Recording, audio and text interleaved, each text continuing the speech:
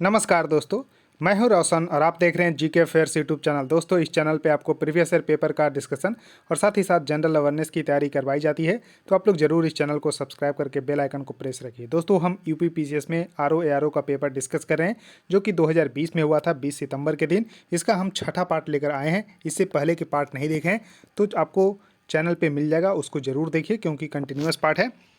और देखिए, GK GS में महारत हासिल करना चाहते हैं तो जीके जीएस का रामबाण का सीरीज हमारा चल रहा है, इसको जरूर फॉलो कर सकते हैं। इससे आपको बहुत ही मदद मिलेगी। और पीडीएफ चाहिए तो आप हमारे टेलीग्राम चैनल से जुड़ सकते हैं, जिसका लिंक आपको नीचे डिस्क्रिप्शन में दिया हुआ है। और आपके पास भी किसी एग्जाम का क्वेश्चन पेपर होता है तो gkfairs25@gmail.com पर भेज सकते हैं, ताकि उसको भी हम यहाँ पर डिस्कस कर सकें। तो देखिए, क्वेश्चन नंबर 76 है। जी हाँ, 76वां नंबर का क्वेश्चन है कि निम्नलिखित में से कौन सा पृथ्वी पर प्राकृतिक रूप से पाया जाने वाला सबसे कठोर पदार्थ है। तो देखिए, यहाँ पर पूछा जा रहा है कि सबसे कठोर पदार्थ कौन सा है। तो आपने सुना होगा डायमंड, यानी कि हीरा का नाम आपने सुना होगा। तो करेक्ट उत्तर इसका डी सही होगा। अब देखिए, जो हीरा है वो किसका है, तो कार्बन का अप्रूप है, that is a allotrope of carbon. और इसका जो है क्या होता है कि हाईएस्ट मतलब हार्डेस्ट सब्सटेंसेस है, और हाईएस्ट इसका थर्मल कंडक्टिविटी भी होता है। और इसका डेंसिटी अगर पूछा जाए तो इसका डेंसिटी पूछा जाए तो 3.5 ग्राम पर सेंटीमीटर क्यूब होता है। अब देखिए, डेंसिटी का यूनिट आपसे पूछा जाए तो यहाँ पर केजी पर मीटर क्यूब भी बोल सकते हैं, या फिर ग्राम पर सेंटीमीटर क्यूब भी बोल सकते हैं। तो 3.5 ग्राम प्रति सेंटीमीटर क्यूब हीरा का यहाँ पर डेंसिटी यानी कि घनत्व होता है। तो इसको भी ध्यान रखिएगा। और जो यहाँ पर पेंसिल होता है उसमें कार्बन के दूसरे अप्रूप ग्रेफाइट का यूज़ किया जाता है, इसको भी थोड़ा सा ध्यान रखिएगा। अब देखिए, नेक्स्ट क्वेश्चन है कि निम्नलिखित में से किस उपकरण का उपयोग समुद्र में जलमग्न वस्तुओं का पता लगाने के लिए किया जाता है, यानी कि instrument is used for the locating submerged object. तो क्या यूज़ किया जाता है, तो sonar, that is a sound navigation का यूज किया जाता है। साउंड नेविगेशन एंड रेंजिंग, इसका जो है फुल फॉर्म पूछा गया है सोनार का कई बार। तो सोनार का फुल फॉर्म जो होता है साउंड नेविगेशन एंड रेंजिंग, इसका फुल फॉर्म होता है। तो इसी को जो है उपयोग में लाया जाता है जलमग्न वस्तुओं का पता लगाने के लिए। इसको थोड़ा सा ज़रूर ध्यान रख सकते हैं। अब देखिए, यहाँ पर आपने सेक्सटेंट का नाम नहीं सुना होगा।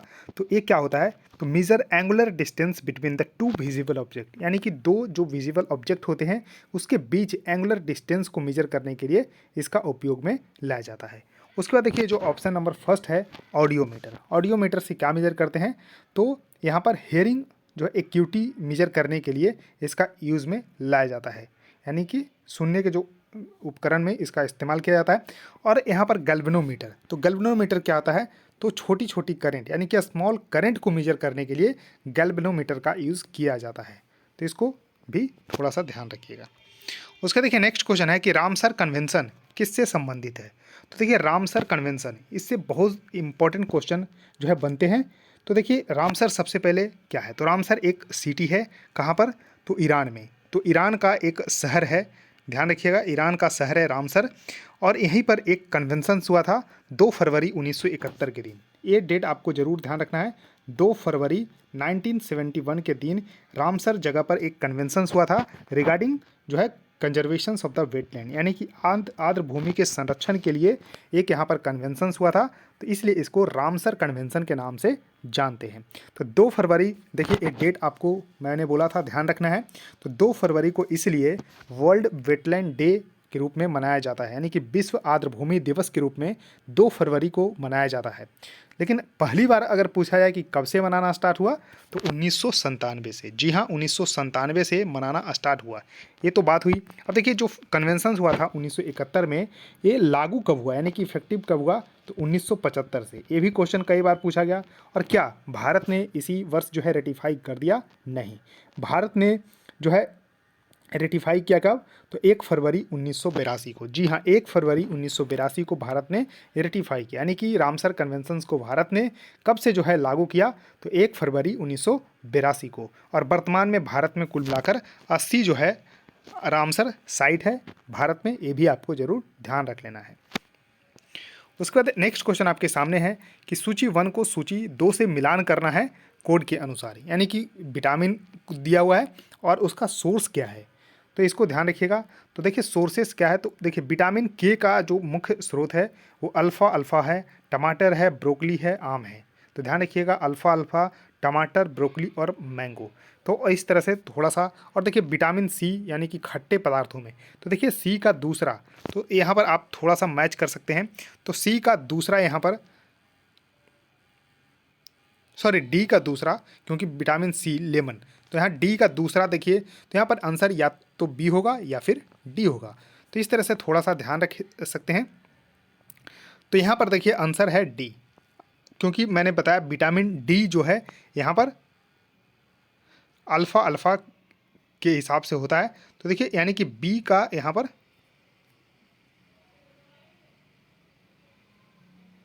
सॉरी विटामिन के का यहाँ पर अल्फ़ा अल्फ़ा मैंने बताया था, यानी कि ए का 4।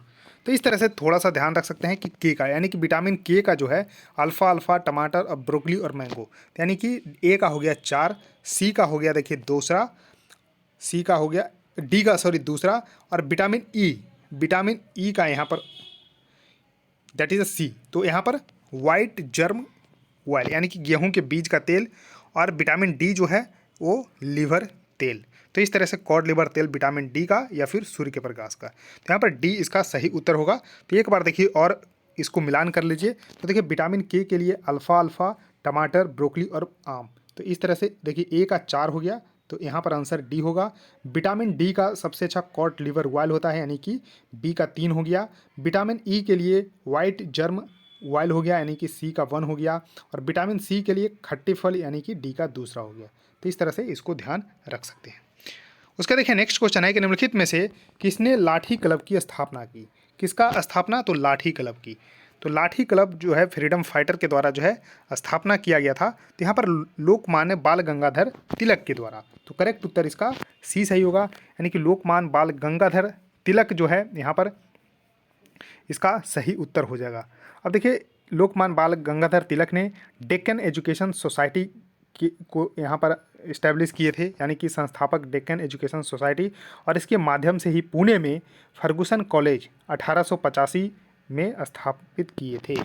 तो ध्यान रखिएगा बाल गंगाधर तिलक लाठी क्लब की स्थापना इन्होंने की थी, और साथ ही साथ डेक्कन एजुकेशन सोसाइटी की भी स्थापना की बाल गंगाधर तिलक ने। और डेक्कन एजुकेशन सोसाइटी के माध्यम से ही पुणे में, ध्यान रखिएगा, फर्गुसन कॉलेज 1885 में जो है स्थापित किए थे। और इनका एक प्रसिद्ध नारा जो है, स्वराज्य मेरा जन्मसिद्ध अधिकार है और इसे लेकर रहूँगा। जी हाँ, तो ये भी ध्यान रखिएगा। और इन्होंने जो है मराठा और केसरी, जी हाँ, मराठा और केसरी नामक जो है समाचार पत्र की भी स्थापना की थी, यानी कि शुरू किया था बेसिकली।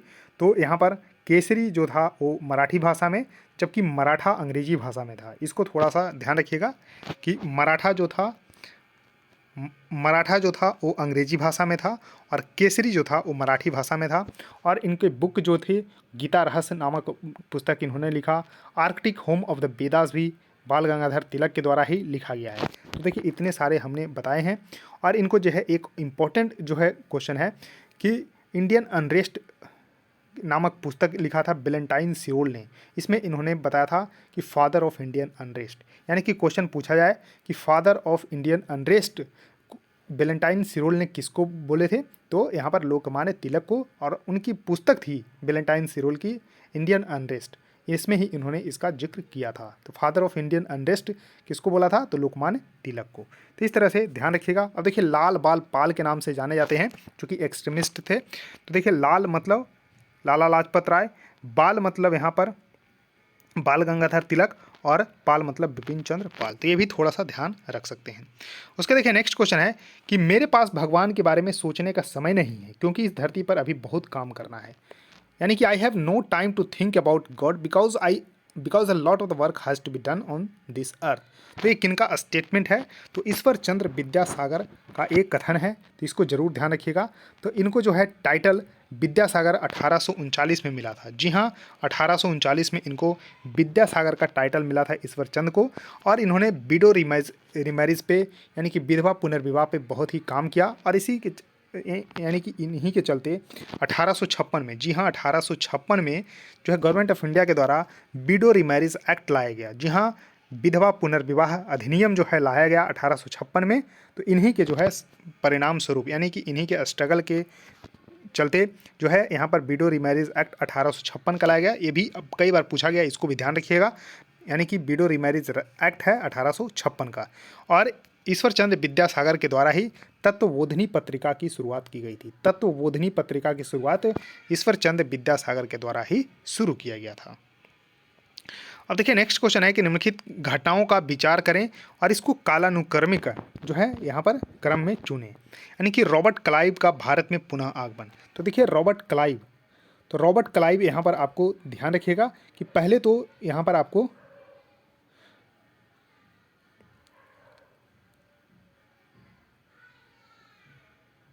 तो देखिए रॉबर्ट क्लाइव का यहाँ पर थोड़ा सा ध्यान रख सकते हैं कि ये 1757 से 60 के बीच में थे, जब प्लासी की लड़ाई हो रही थी। फिर 1765 से 67 के बीच में, यानी कि पुनः आगमन कब है तो 1765 से लेके 67 तक। और इससे पहले थे कब, 1757 से लेके 1760 तक। उसके बाद देखिए इलाहाबाद की संधि हुई थी 1765 में। जी हाँ, बक्सर की लड़ाई के बाद यहाँ पर आपको ध्यान रखना है 1765 में यहाँ पर इलाहाबाद की संधि हुई और बक्सर का युद्ध 1764 में हुआ। और यहाँ पर देखिए वारेन हेस्टिंग्स भारत के गवर्नर बने। तो यानी कि वारेन हेस्टिंग कब तो 1773 से लेके 1785 तक, 1773 से लेके 1773 से लेके 1785 तक ये भारत के गवर्नर बने। तो इस तरह से आपको थोड़ा सा इसको अब जो है कालानुक्रमिक में सजाना है। तो देखिए सबसे पहले बक्सर का युद्ध हुआ, तो यानी कि बक्सर का युद्ध 1764 में। फिर यहाँ पर रॉबर्ट क्लाइव का पुनः आगमन 65 में। फिर इलाहाबाद की संधि हुई तो दूसरा में 1765 में। और फिर वारेन हेस्टिंग। तो यानी कि करेक्ट उत्तर इसका बी होगा, इसको थोड़ा सा ध्यान रख सकते हैं। उसका देखिए फिर से सूची 1 और सूची 2 को मिलान करना है यहाँ पर। तो देखिए इलाहाबाद की संधि अभी मैंने बताया कि 1765 में हुआ था। तो 1765 में, यानी कि ए का 4 अब जैसे ही देखिए मिलान करेंगे तो आंसर यहाँ पर बी सही हो जाएगा। जी हाँ, इलाहाबाद की संधि 1765 में हुई थी। और किसके किसके बीच में हुई थी तो शाह आलम द्वितीय और आलमगीर के 2 बेटे और साथ ही साथ रॉबर्ट क्लाइव के बीच में। जी हाँ, रॉबर्ट क्लाइव के बीच में हुआ था। और देखिए एक्सला चैपल की संधि, जिसे आचेन की संधि बोलते हैं, 1748 ईस्वी में ब्रिटेन और फ्रांस के बीच उत्तराधिकार के ऑस्ट्रेलियाई युद्ध को समाप्त करने के लिए किया गया था। एक्सला चैपल की संधि, जिसे आचेन की संधि बोलते हैं। तो यानी कि एक्सला चैपल की संधि और इसको आचेन की संधि 1748 में। तो यानी कि बी का 3 हो गया। 1700। और उसका देखिए लॉ बर्न डानिस का मद्रास पर कब्जा। मद्रास पे कब्जा यहाँ पर कब हुआ था तो 1746 में हुआ था। तो यहाँ पर सी का दूसरा हो गया। और डुप्ले की बर्खास्तगी कब हुई थी तो 1754 में, यानी कि डी का 1 हो गया। तो इस तरह से थोड़ा सा ध्यान रखिएगा। और इसको फिर वापस पेरिस भेज दिया गया था डुप्ले को, तो इसको ध्यान रखिएगा। अब देखिए रज्मनामा किस हिंदू ग्रंथ का फारसी अनुवाद है। तो रज्मनामा जो है महाभारत का यहाँ पर फारसी अनुवाद है, इसको जरूर ध्यान रखिएगा। उसके बाद नेक्स्ट क्वेश्चन आपके सामने है कि निम्नलिखित लड़ाइयों पर विचार करें और उन्हें कालानुक्रमिक क्रम में व्यवस्थित करें। तो यानी कि जो बैटल हुए हैं उसको जो है क्रोनोलॉजिकल ऑर्डर में जो है आपको रखना है। तो देखिए बैटल ऑफ कन्नौज। तो देखिए 2 लड़ाइयाँ तो मैंने कई बार जिक्र किया है कि चौका से याद रख सकते हैं, अगर क्रिकेट देखते हैं तो चौका से। यानी कि सबसे पहले अगर हम बात करते हैं तो यहाँ पर चौसा का युद्ध, फिर कन्नौज का युद्ध। तो 1539 में चौसा का युद्ध और कन्नौज का 1540 में। तो ये तो थोड़ा सा, यानी कि सबसे पहले यहाँ पर चौसा का युद्ध होगा और उसके बाद फिर कन्नौज का, यानी कि 4-1 जिसमें पहले होगा। तो देखिए अब यहाँ पर देख सकते हैं कि या फिर बी होगा या फिर सी होगा, बी या फिर सी। तो इसका देखिए आंसर है बी। अब देखिए फिर बताता हूँ। तो देखिए कन्नौज का युद्ध मैंने बताया कब हुआ था तो 1540 में, 1540 में। और यहाँ पर चौसा का युद्ध 1539 में। तालीकोटा का युद्ध, अब तालीकोटा का युद्ध हुआ था 1565 में, 1565 में हुआ था। किसके किसके बीच में तो विजयनगर और डेक्कन सल्तनत के बीच में, यानी कि विजयनगर और दक्कन के जो सुल्तान थे उनके बीच में हुआ था और दक्कन की यहाँ पर जीत हुई थी। इतना ध्यान रखिएगा। और देखिए जो ये दोनों लड़ाई हुई थी कन्नौज और चौसा का, इसमें शेर शाह सूरी विजय हुआ था, हुमायूं को हराया था। उसका देखिए चंदेरी का युद्ध, तो देखिए चंदेरी का युद्ध कब हुआ था, तो 1528 में। जी हाँ 1528 में, यानी कि पहला तो यहाँ पर पहले हो जाएगा, तो यानी कि दूसरा, सॉरी चंदेरी का युद्ध दूसरा में है तो दूसरा पहले होगा। तो देखिए 2 4 1 3, तो चंदेरी का युद्ध 1528 में हुआ था। तो किसके किसके बीच में हुआ था, तब बाबर और राजपूत की सेना के बीच में हुआ था, जिसमें बाबर जो है यहाँ पर विजयी हुआ था। तो देखिए एक बार फिर समराइज करता हूँ, तो चंदेरी का युद्ध 1528 में बाबर और राजपूत की सेना के बीच में हुआ था, जिसमें बाबर विजयी हुआ था। फिर अगर हम बात करते हैं तालीकोटा का युद्ध 1565 में हुआ था, जिसमें विजयनगर और दक्कन अलायंस के बीच में हुआ था, जिसमें दक्कन अलायंस की जीत हुई थी। उसके बाद चौसा का युद्ध 1539 ईस्वी में शेर शाह सूरी और हुमायूं के बीच में, जिसमें शेर शाह सूरी विजयी हुए थे। फिर कन्नौज का युद्ध हुआ था, ध्यान रखिएगा 1540 में, जिसमें शेर शाह सूरी ने हुमायूं को हराया था। तो इस तरह से ध्यान रखिएगा। अब देखिए नेक्स्ट क्वेश्चन है कि निम्नलिखित घटनाओं को कालानुक्रमिक व्यवस्थित करना है। तो देखिए गांधी जी के यहाँ पर कुछ इंपॉर्टेंट जो वर्क है उसको जो है यहाँ पर सजाना है। तो सबसे पहले यहाँ पर गांधी इरविन समझौता की बात करते हैं। तो गांधी इरविन समझौता 5 मार्च 1931 को हुआ था, गांधी जी और इरविन के बीच में। तो 5 मार्च 1931 इसका होगा। पूना पैक्ट कब हुआ था, तो 1932 में हुआ था, यरवदा जेल में गांधी जी और भीमराव अंबेडकर के बीच में। उसका देखिए पूर्ण राष्ट्रीय स्वतंत्रता की घोषणा कब हुई थी, तो रावी नदी के तट पर हम बात करते हैं दिसंबर 1929 में। तो 1929 में हुआ था, जब यहाँ पर कांग्रेस का सेशन चल रहा था, लाहौर सेशन। तो कांग्रेस के लाहौर सेशन में पूर्ण स्वराज की मांग पहली बार की गई थी रावी नदी के तट पर दिसंबर 1929 में। फिर सविनय अवज्ञा आंदोलन, तो देखिए सिविल डिसओबीडियंस मूवमेंट किससे जुड़ा है, तो ये जुड़ा है डांडी मार्च से। 12 मार्च 1930 से 6 अप्रैल 1930 तक डांडी मार्च की शुरुआत की गई थी गांधी जी के द्वारा, और इसी में जो है सविनय अवज्ञा आंदोलन यानी कि 1930 में। तो सविनय अवज्ञा आंदोलन 1930 का हुआ। तो देखिए सबसे पहले यहाँ पर आप देख पा रहे होंगे, तो यहाँ पर 3 होगा, यानी कि पूर्ण राष्ट्रीय स्वतंत्रता की घोषणा। तो पूर्ण राष्ट्रीय स्वतंत्रता की घोषणा यहाँ पर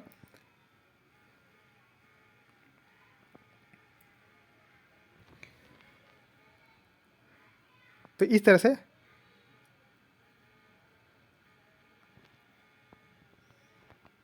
तो देखिए पहले 3 होगा, तो इस तरह से इसको थोड़ा सा मैं चेंज कर दूंगा। तो यहाँ देखिए तीसरा यहाँ पर सबसे पहला होगा, फिर यहाँ पर 1 होगा, 3 1 सॉरी 3 4 1 2, 3 4 1 2 यहाँ पर सही उत्तर होगा।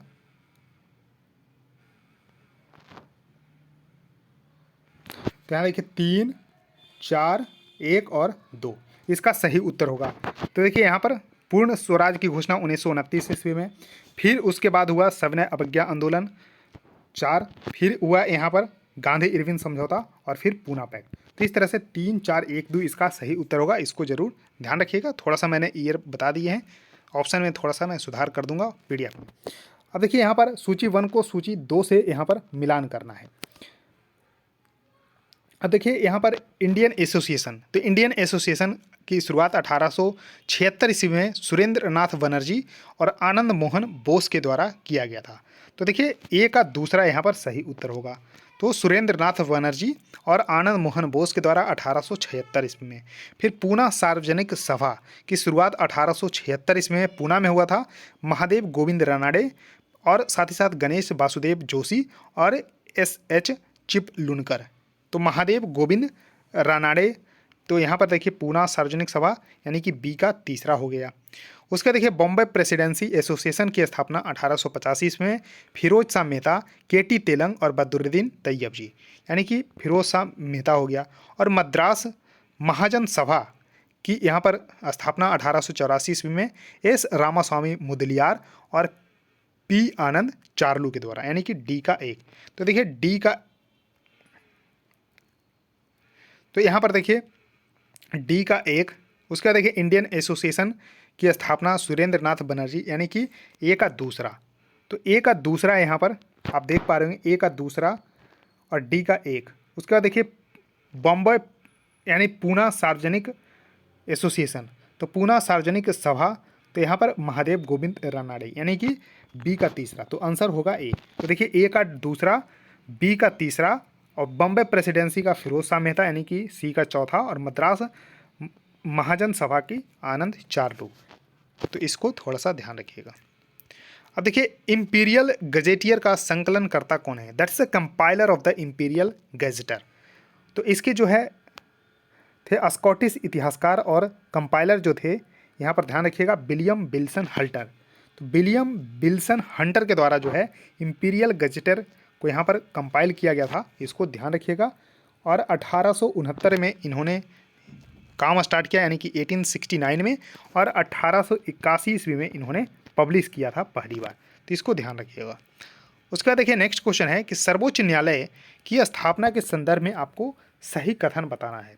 तो देखिए जो सुप्रीम कोर्ट की जो स्थापना भारत में पहली बार की गई थी वो 1773 के रेगुलेटिंग एक्ट के द्वारा ही शुरू की गई थी। तो पहला स्टेटमेंट देखिए यहाँ पर सही है, तो पहला स्टेटमेंट सही है। उसके देखिए लेमिस्टर इस न्यायालय के पहले मुख्य न्यायाधीश थे, नहीं लेमिस्टर नहीं थे, यहाँ पर ध्यान रखना है एलिजा इम्पे। जी हाँ, एलिजा इम्पे जो है पहले जो है CJI that is chief justice of India थे। तो यहाँ पर दूसरा हो गया गलत, तो केवल एक ही यहाँ पर सही है, that's only one statement is correct. और इसमें जो है एक चीफ जस्टिस और 3 जज शुरू में थे, तो इसको थोड़ा सा ध्यान रख सकते हैं, इंपॉर्टेंट है। और जो सुप्रीम कोर्ट ऑफ इंडिया उस समय थे वो कोर्ट ऑफ कलकत्ता को replace, mayor court of Calcutta को रिप्लेस किया था। जी हाँ, मेयर कोर्ट ऑफ कलकत्ता को रिप्लेस करके जो है इसकी स्थापना की गई थी 1773 के रेगुलेटिंग एक्ट के द्वारा। और स्थापना एग्जैक्टली कब हुआ था? तो 22 अक्टूबर 1774 को, ध्यान रखिएगा। तो देखिए 1773 के रेगुलेटिंग एक्ट के द्वारा 22 अक्टूबर 1774 को इसकी स्थापना कलकत्ता में की गई थी, जिसमें एक चीफ जस्टिस और 3 जज, एलिजा इम्पे जो है चीफ जस्टिस ऑफ उस समय थे। अब देखिए नेक्स्ट क्वेश्चन है कि प्रमाणित बीज की थैलियों पर प्रयुक्त टैग का रंग क्या है, यानी कि colour of the tag used on certified seed. तो देखिए सर्टिफाइड सीड पे ब्लू टैग होता है, तो करेक्ट उत्तर इसका ये सही होगा। अब देखिए जो रजिस्टर्ड सीड होते हैं वो पर्पल या बैगनी कलर का होते हैं। जी हाँ, रजिस्टर्ड जो सीड होते हैं उसमें पर्पल या फिर बैंगनी जो होते हैं, या फिर फाउंडेशन सीड होते हैं उसमें वाइट जो है यहाँ पर टैग होता है। तो ध्यान रखिएगा, देखिए सर्टिफाइड में नीला, और यहाँ पर रजिस्टर्ड में यहाँ पर आपको बैगनी यानी कि पर्पल, और यहाँ पर फाउंडेशन में वाइट। तो इसको थोड़ा सा ज़रूर ध्यान रख सकते हैं। तो दोस्तों इस वीडियो में इतना ही। आई होप आपको ये सीरीज बिल्कुल पसंद आ रही होगी, तो जरूर वीडियो को लाइक कर दीजिएगा, और देखिए जितना शेयर कर सकते हैं कर दीजिए, और चैनल को भी सब्सक्राइब करके बेल आइकन को प्रेस रखिए। सो थैंक यू दोस्तों, इस वीडियो में इतना ही, धन्यवाद।